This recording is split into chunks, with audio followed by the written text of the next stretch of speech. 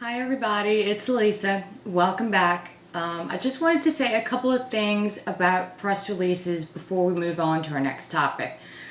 And that is 3 good books that you really should read are Triggers, the Adweek Copywriting Handbook, and The Advertising Secrets of the Written Word.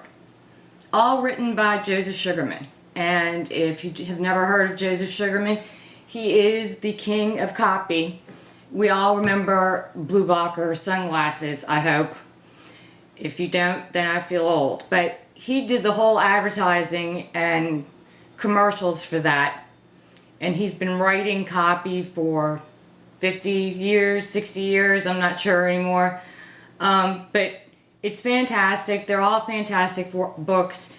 Triggers is out of print, so you will have to look for a used copy, but there are many of them online because I did look.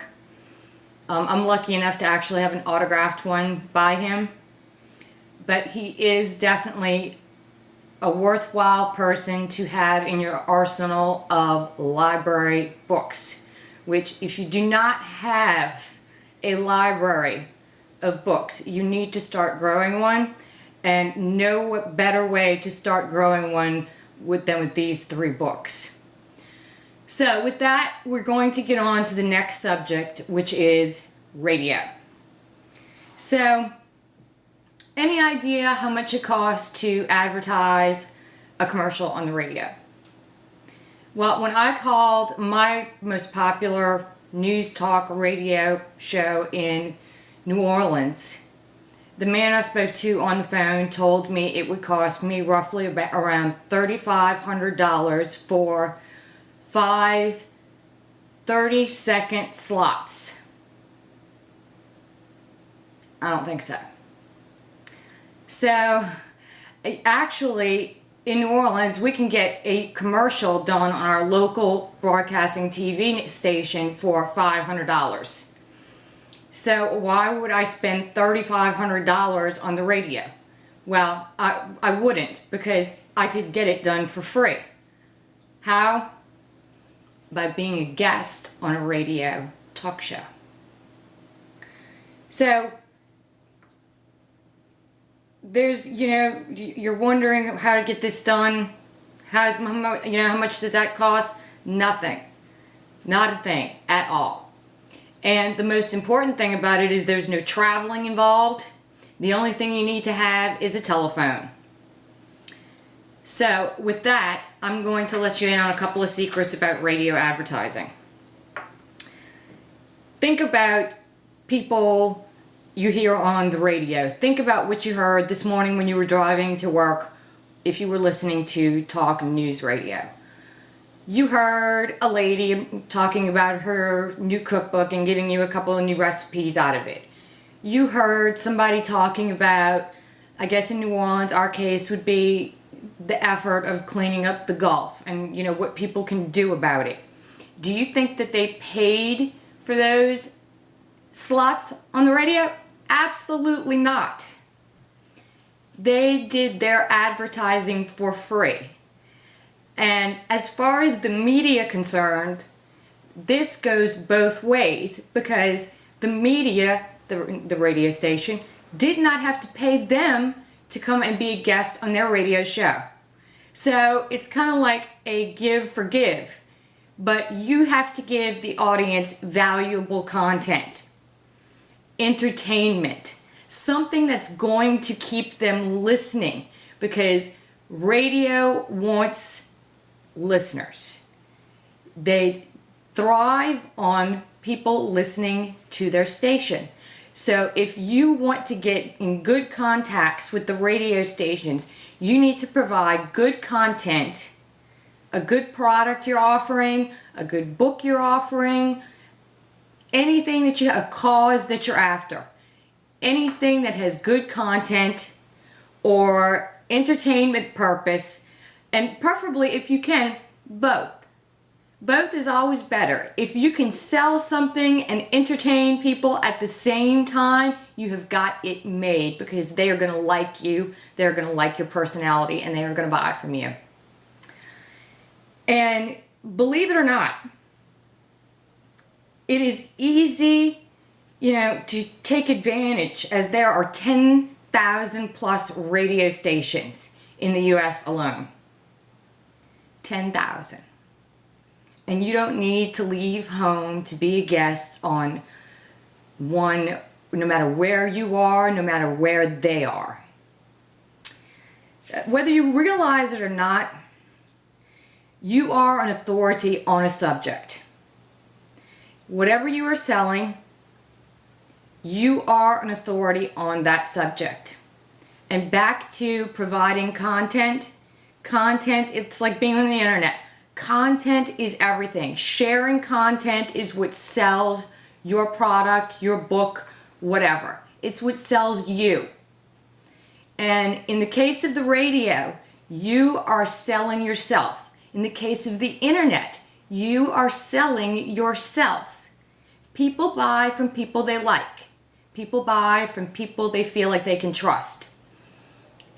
And, also, it's the media's advantage to have you there. They're always looking for individuals just like us to put on the radio. Just the key thing is content. Content and entertainment. So, the facts, whether you can believe it or not, radio is still the most popular media out there. I know a lot of you would think TV is, or what have you, but it is still radio. Why? Because most of us have jobs that we drive to, that we are at all day long. We go to lunch, we listen to the radio. We go to work, we listen to the radio. Sometimes we're at work, we have a radio.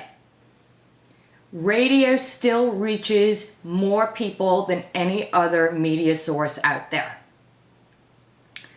Now, just like a press release in the paper, when you read the paper, how much value do you put into the advertisements? How much do you even look at the advertisements or read the advertisements?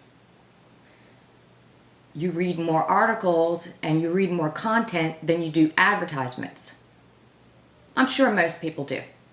Unless you see the big red letters sale, most people, which kind of draws your attention, most people are interested in the content of the newspaper. That's why they subscribe to it, not for the advertising. Radio has the same message that comes across. When you are listening to a person talk about a product, giving information, giving content that is good, that is valuable, that has meaning, they tend to believe that it is true because the media would not let you say it if it wasn't. The newspaper would not print it if it wasn't true. But an advertisement is just that, an advertisement. When was the last time you heard a 30-minute long advertisement for a soft drink? You don't, because it would cost them $1 million. Guesstimate. But the thing of it is that it is programmed into our minds for whatever reason that if we see it through the media, that the media is unbiased and it must be true. And I won't go any further on that than to just state that. But now, radio can give you instant sales.